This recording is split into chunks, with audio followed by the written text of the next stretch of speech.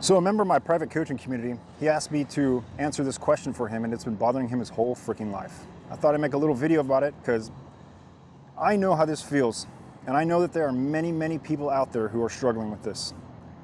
Here's his question. Am I a narcissist? That was his true question. So this comes from him being a scapegoat in a narcissistic circus, if you will. And that's a very common occurrence, is they start questioning themselves because of the trauma. They start wondering, am I the bad person? No, you're not. Here's a quick test you can do. Meditate. If you can sit with yourself in meditation for 10 to 15 minutes, truly sit there and allow yourself to view the real you, you are not a narcissist. Narcissists cannot do that. They absolutely have no possible way of self-reflection because of their grandiose personality.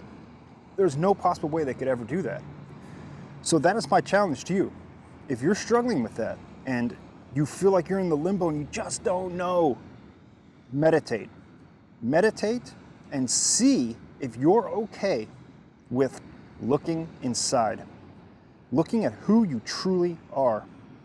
Because truth be told, the mask you put on in this world, in this 3D reality, in this simulation, that comes off when you meditate.